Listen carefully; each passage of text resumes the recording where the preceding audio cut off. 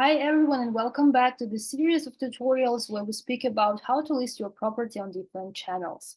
Now, the property page I would like to discuss or to talk about today is called Trip.com. Some of you may know it under the name Ctrip, which is a China-based platform used primarily by Chinese-speaking people in order to book hotels or different accommodations actually, but also flights, train tickets, car rental, and different attractions or tours.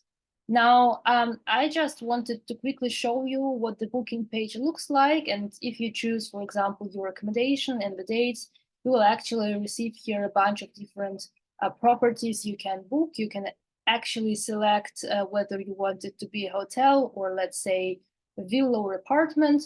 Basically, it looks very much similar to booking.com. So I think you can also see it from the layout. And therefore, it's actually quite easy to maintain an overview of the page. So it's not something which is completely strange. About where to find what. This is what I meant. The only big difference, of course, is about the target group, because we are speaking here about these geographical differences and target group you want to attract. So if you are looking for Asian clients and customers, if you, for example, speak Chinese yourself and you want to attract those people, then I think there is no better platform than this one in order to do that.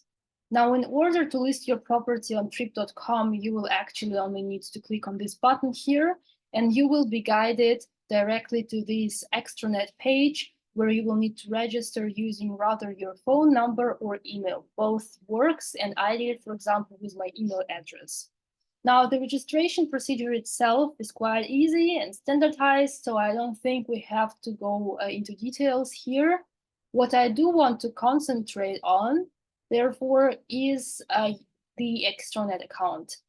Once you have your login data and you logged in successfully, your dashboard will look similar to mine, to be honest. And you, on the one hand, have here this menu in the right corner above, where you can contact your account manager or support in general, visit help center, or adjust your account settings.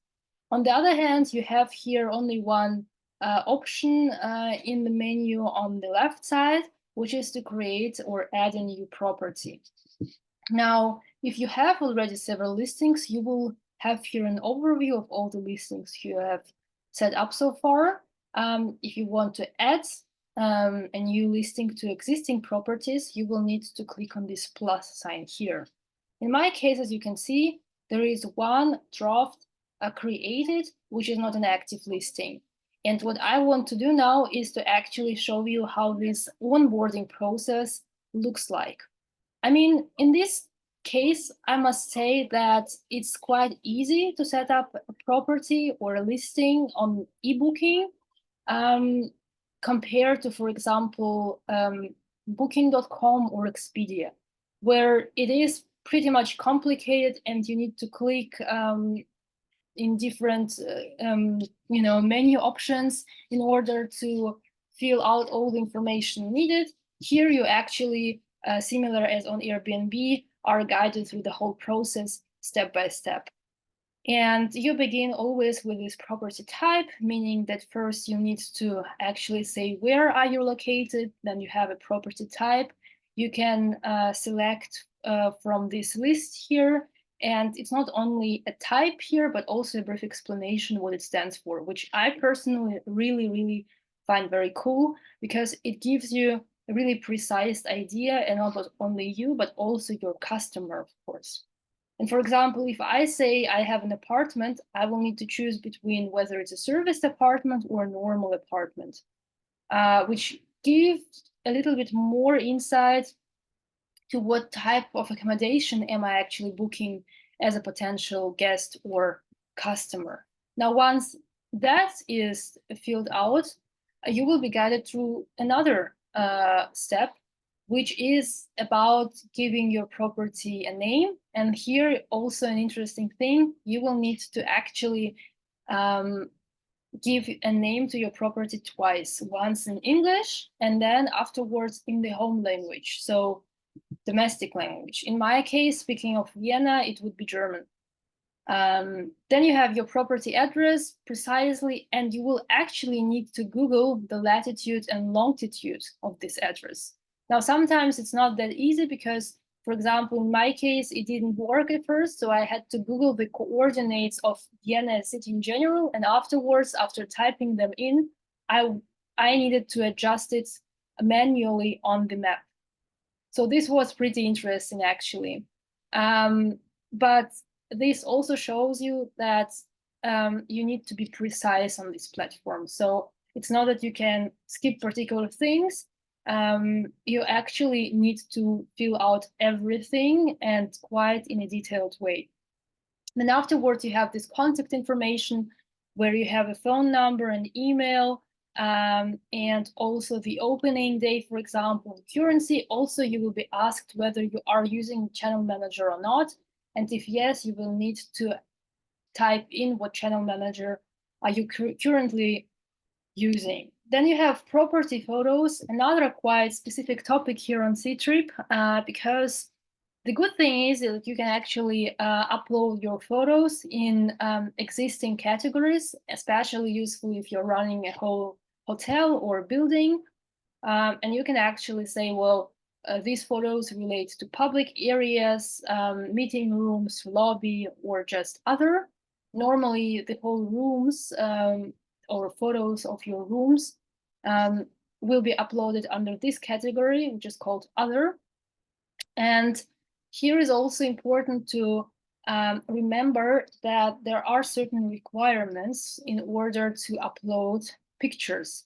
The format is something we all know about, but for example, resolution is something very, very specific. And what I actually needed to do, I needed to adjust my photos in order to be able to upload them here. So this is something which is a little bit more complicated than, for example, on other platforms.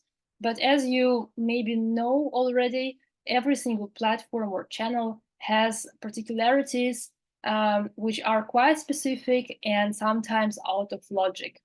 Then you will have here your qualification documents you can upload. I would suggest to actually do it already while registering your property and not afterwards, because it just spares you a lot of time and make sure that you have everything needed and no questions or blocking of your listing will appear.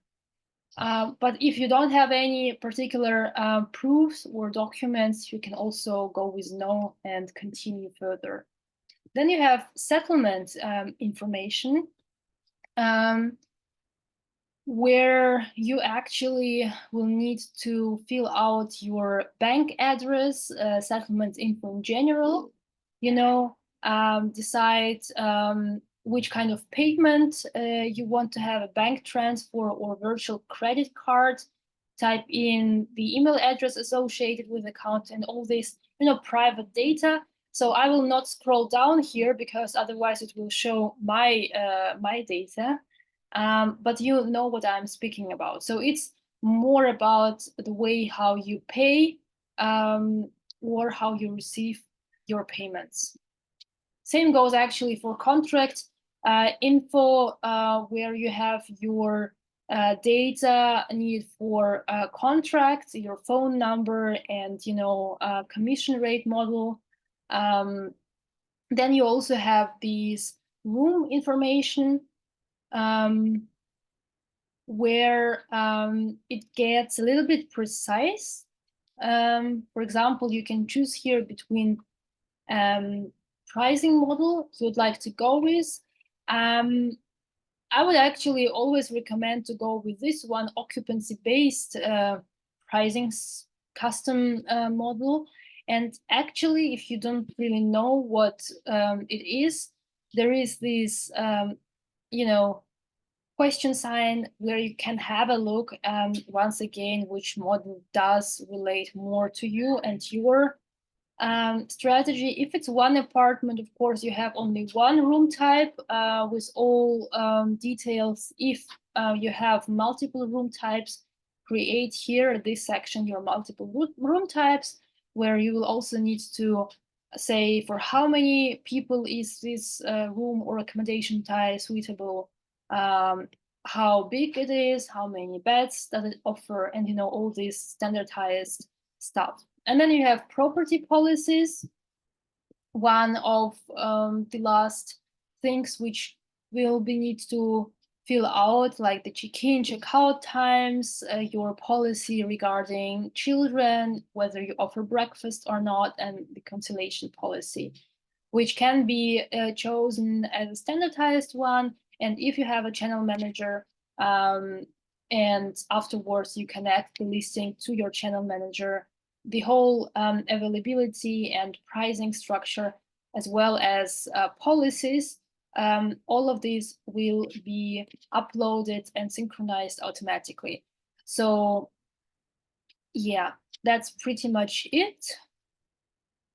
And then last point will be or would be amenities, where you have also these different categories. Like for example, there are popular amenities, and I would actually recommend you to fill out this list because this kind of may increase your visibility on trip.com if you fill it out. And even if you do not offer those amenities, please still fill it out and say, well, okay, no, I don't have it.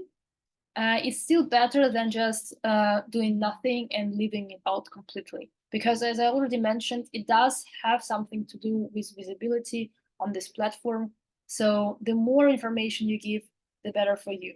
And then you also sometimes have this button here, which is called configure, where you can say, for example, if you have a fitness room, that it's a paid amenity, you can set here opening times, differentiate between different days, and you know, stuff like this. So you can go pretty detailed here. And then you have some other popular amenities, of course. And last but not least, so-called non-popular facilities. I would actually recommend you to go through the whole list at least one time, so you kind of get an idea what facilities are generally offered here in this list, and maybe you will find something that you have, that your property really offers to your guest and makes you stand out as an accommodation provider, who knows. For example, you also have here this drop-off service, car rental, which is interesting, you know, parking, taxi booking. So it's really, really precise what you see here. And once you have gone through the whole list, which is really huge, I must say. So I was not patient enough to fill it out for you in this preparation phase, because I didn't really find it important. But I definitely wanted to show you how it looks like. And as you can see, it's just huge, this list. So it's really, really long.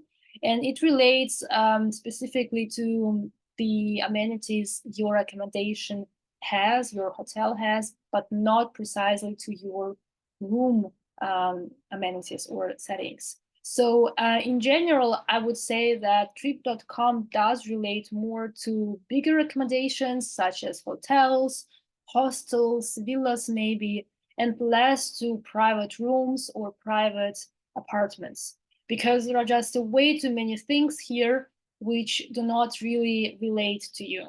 I mean, of course, down here you also have room amenities, which do specify the particular place where you sleep.